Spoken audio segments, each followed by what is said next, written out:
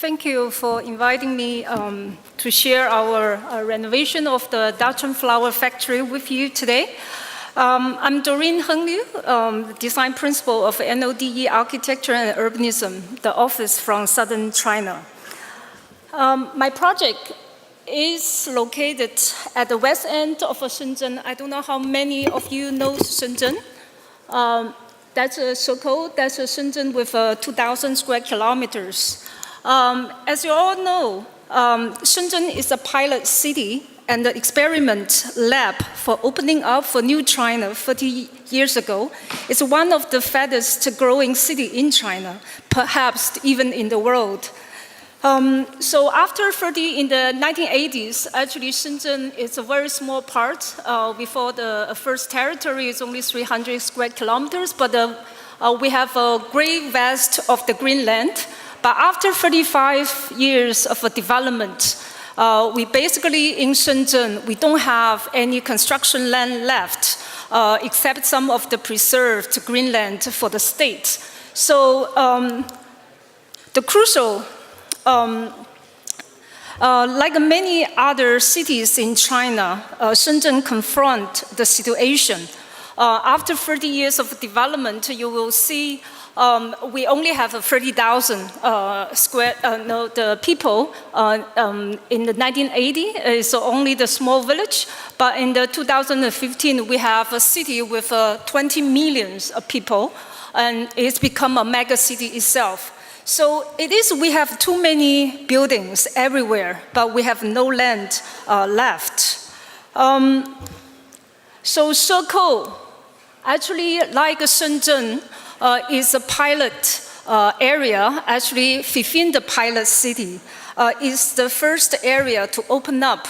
In our site in Shekou is over here, actually is between, this is all the infill land later, but this is on the used at the edge of the waterfront because it's closer to the harbor. It's interesting enough, our flower factory actually is the first foreign invest factories in Shekou back to the 1980s. So this is the first set of drawings done over before. And the 2000 starts, Shekou area start to redevelop because they use up all the land. They start to reclaim the area.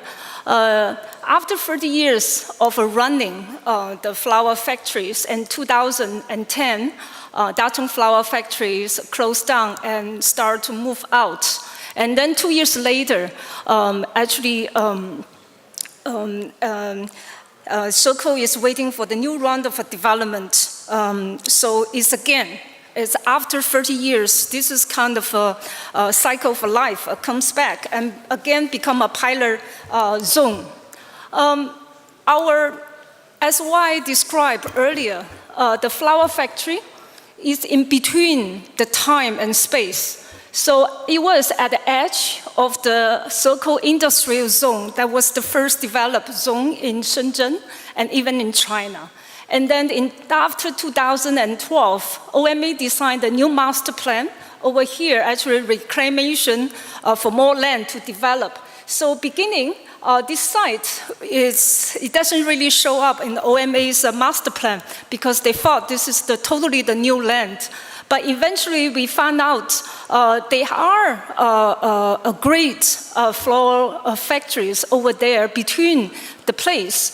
So shall we demolish or we would try to reserve and redevelop into the new industry?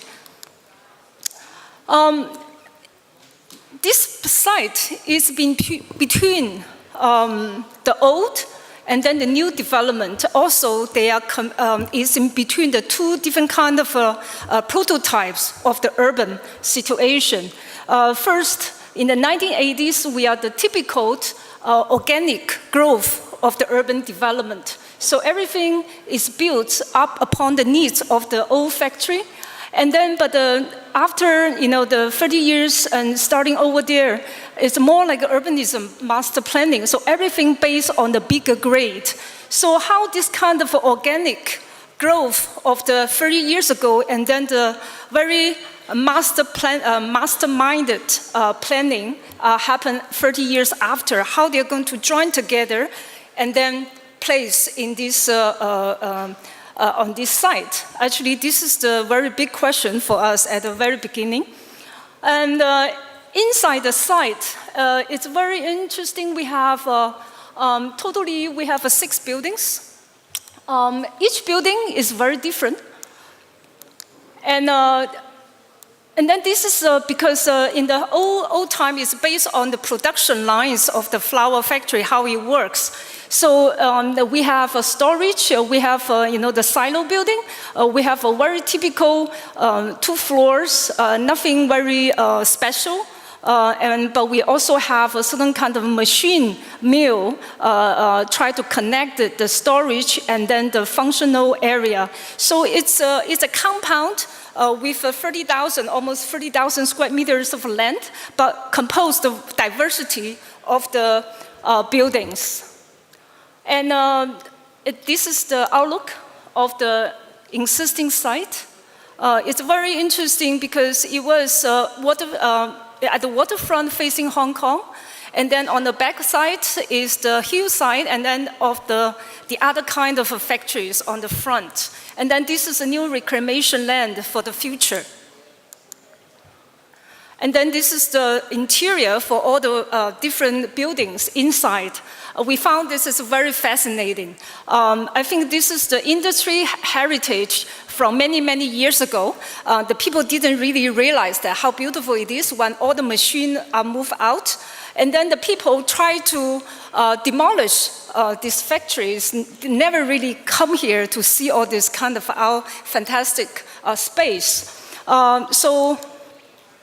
And then again, in order to, how we are going to start a new space out of this kind of old heritage actually is a good question. So we have to go back to the past. We dig out all the drawings from the, all the hand drawings back to the 1980s. And then we also try to study the old factory production line to see if this kind of a cycle of the production is able to come together to develop into a new set of a program. This kind of new set of program is able to have that kind of production and leisure and community, everything can come together. Just like the old time in the factory, we have a living quarter, we have a production units all together. So we are function like a community. So I call this kind of exercise called the communal urbanism. So I already described before, so they have a conflict and interest and opportunities is between the old industrial land and then the new developed land. This is in between the space. This building, as original plan, is going to be demolished in the future. So because the road cutting through, the people doing the planning never really been there. So they didn't realize that they have a very huge building over there. But anyway, so when you see this master plan, it should be gone by now. But the opportunities we are trying to save, we put into the Shenzhen and Architecture and Urbanism Biennial last year. This is the opportunity coming, because before they demolish everything, the government starts to struggle. If able, we can use the biennial as opportunity to try to save some of the old area. At the same time, we can use this old area as experiment land to testing some of the new idea how to save the old for the future. So this is kind of a target. Actually, the government, the Shenzhen government, in mind when they launch the Shenzhen Architecture and Urbanism Biennial. At the same time, we are lucky enough, and then the current, last year, all the curators have visited all the important old area, and then in the end, they select exactly this zone as the biennial site.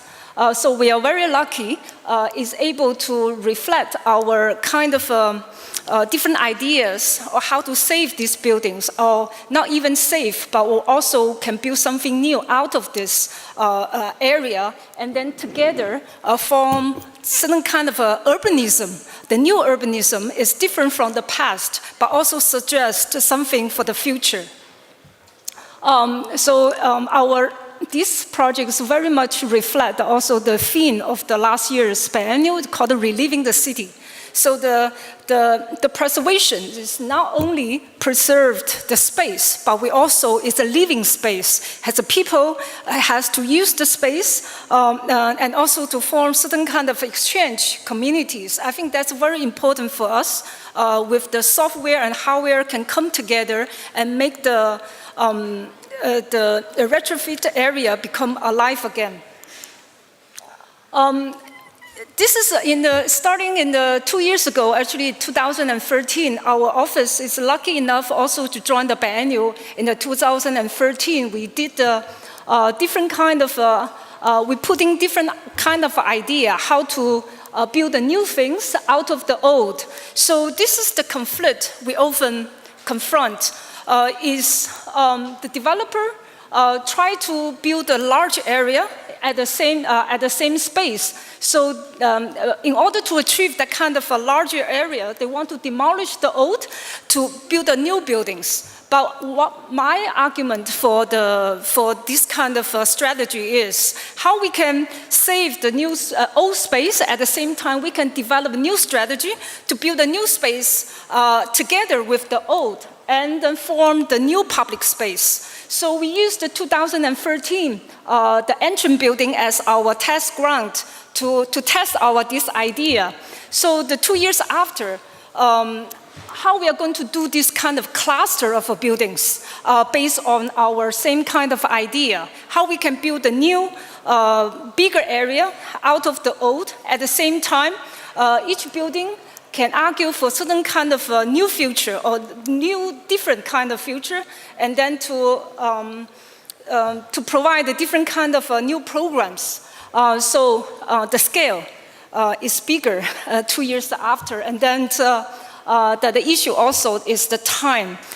When we get to know this project, the site get chosen for the biennial, we only have 8 months left. So our design started in March the 1st, last year, 2018. And then the project has to finish, complete the construction, and then October 31st, 7 months after, to give to the curators to start the exhibition.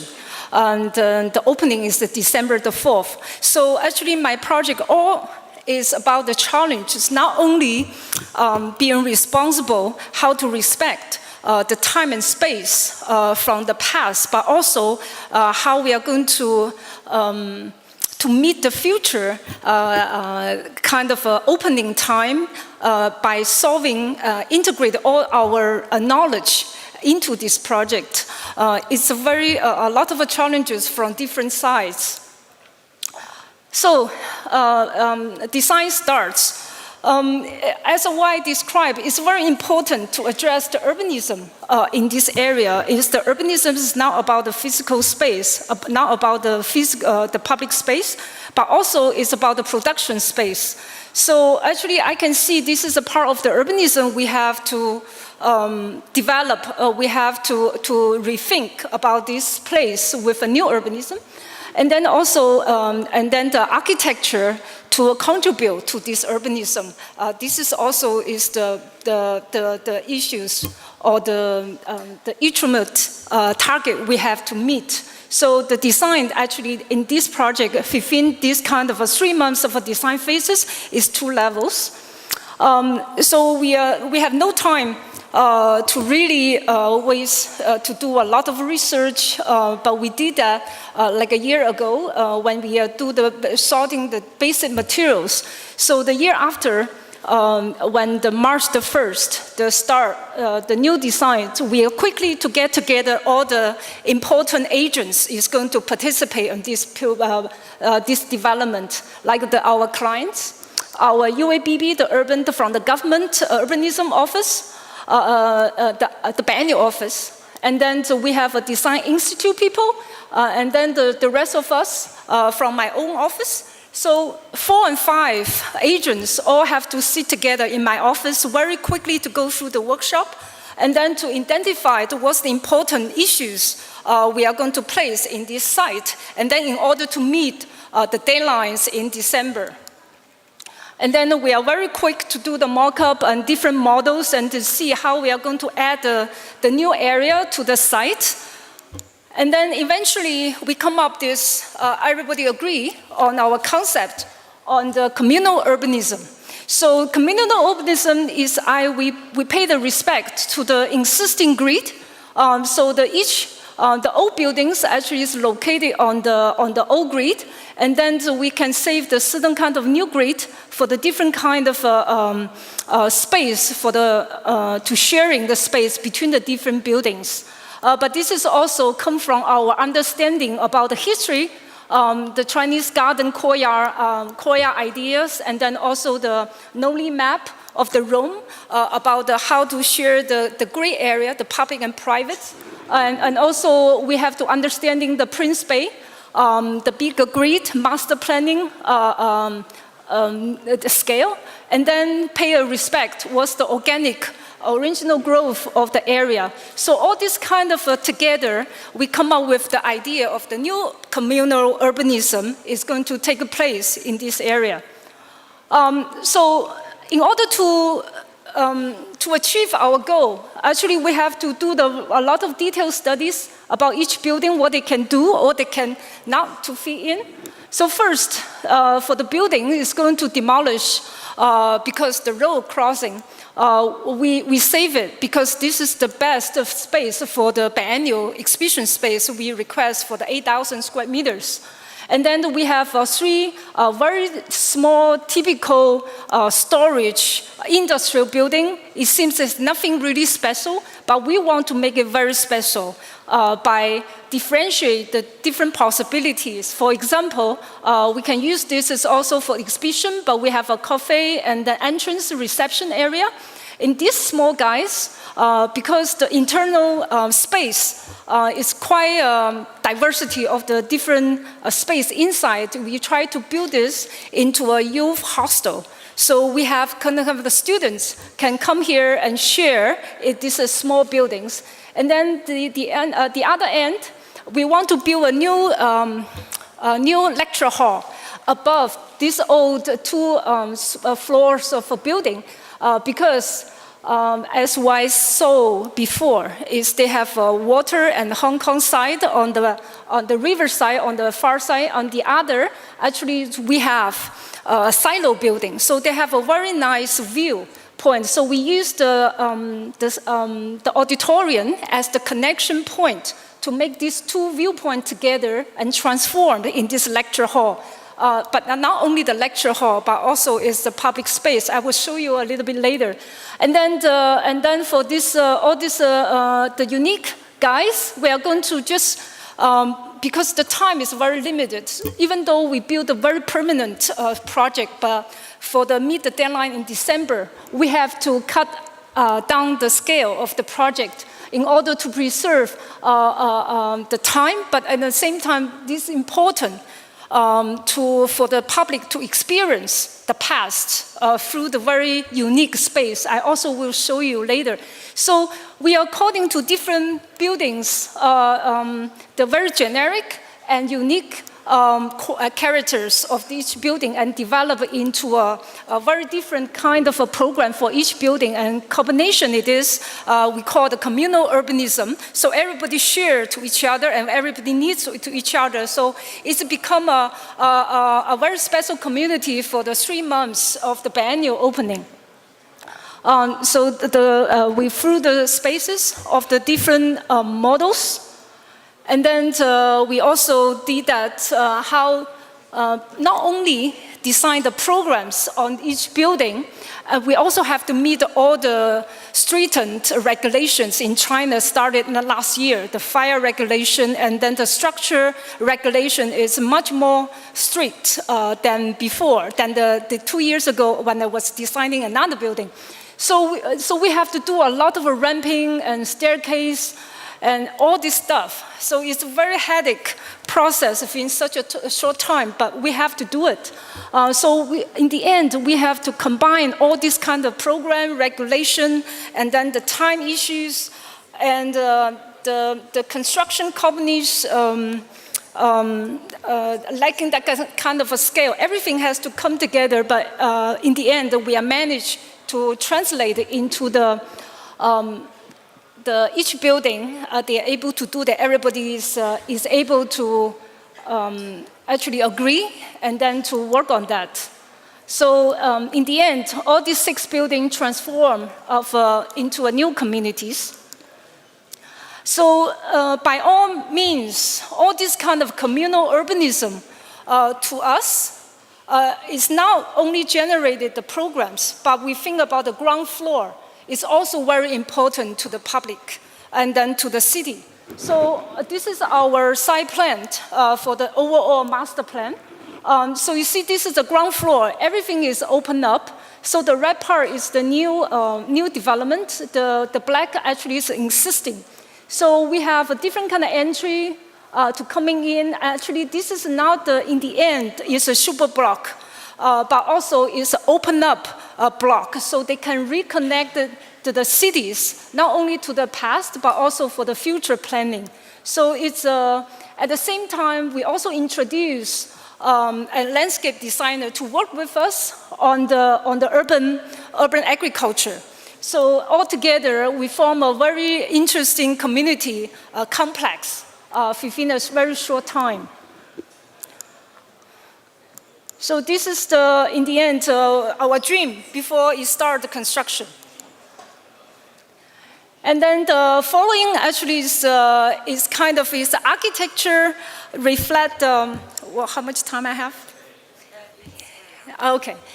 So I just quickly to go through all these 6 buildings we have to build through the different kind of tactics and strategies. So you see this building we have to cut through to laying down the future road as the very cyclical means. Just has funny reflection about what's in the future. And then we have to work on the different details at the construction site. And then we're testing different idea. In the end, we work out only the simplified solution. And then for some of the area, we don't need to touch them much. We just threw in the exhibition inside.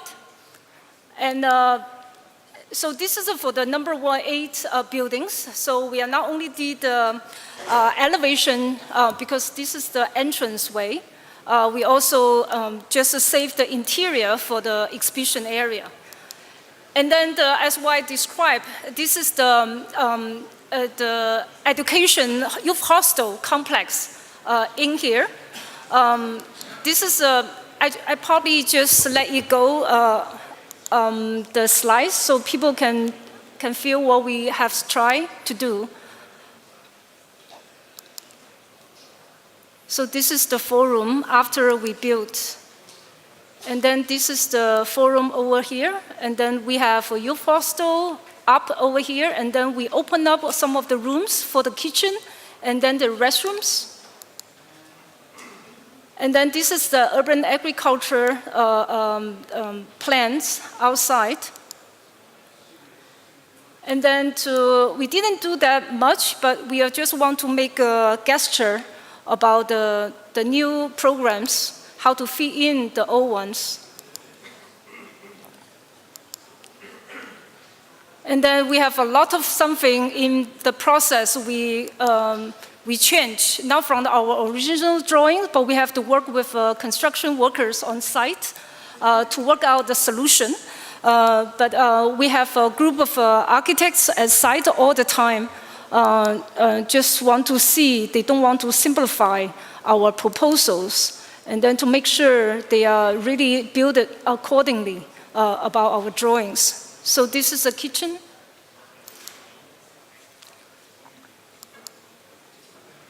And then this is agriculture. So in the end, this building actually is a small education complex, because they have not only the classroom, we have a coffee shop, we have a kitchen, we have a dormitory, and then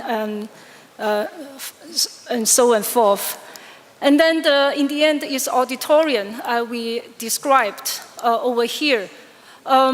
So we built up the new auditorium above the old building, as what we did 2 years ago. We have to dig the new foundation into the old together to raise up the new auditorium.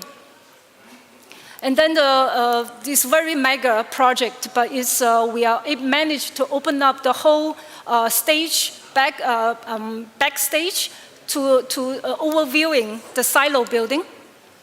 And then at the same time, we can look at the view to the ocean.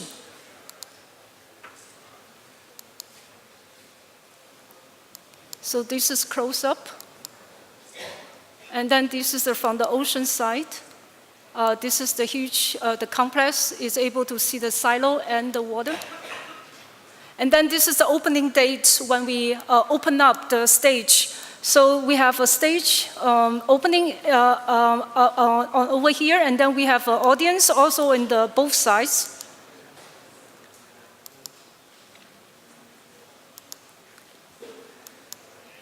So I just quickly to go through this. It's a lot of buildings we have to do within the 7 months. And also in the end, we allowed the people to spray paint onto the artists to paint on the wall. And then in the end, I think it's very important to complete the community with a certain kind of spiritual moment. So the silo building become a very important experience of this moment. The silo building, actually, as our original plan, is going to be the library, gallery, and clubhouse, and everything is a complex. But because the time we are not able to complete, so we just need to open up a certain kind of floors for the people to experience the space. So this is in the future plan, we are going to open up the whole interior inside the silo building and reach the end of the top. We are going to add a new silos above the old, but they can have a light in the evenings. But as I said, because the time, we only can finish the second floor, so we built up the platform, so the people can go inside to experience the space, experience the kind of lights. I think it's a very, very important and quiet moment for the 3 months, the people to come here, not only to see the exhibition, but also experience the past, experience the moment of light. So this is the construction. I think I need 1 minute to show that in use. Okay. Finish the construction is just a start for the new life to start to review. So this is the opening day. Finally, this flower factory is reopened. And for the 3 months, we accommodate many the visitors, and also we orchestra a lot of forums, exhibitions, and hosting a lot of events. And then also the academic forums, and also the people to come to see the urban agriculture, live chicken and duck, and then we experience the space, and then also in the end, for this kind of 3 months biennial, we have hosting the 2,200 events. we have 160 exhibitions, but visitors, we are over 25,000 people from the city to come here. So this is the ultimate outlines of our work in the past last year. And so this is, it's very important for us to put all the information together to show our experiment through this kind of 7 months. So this is the end. Thank you very much.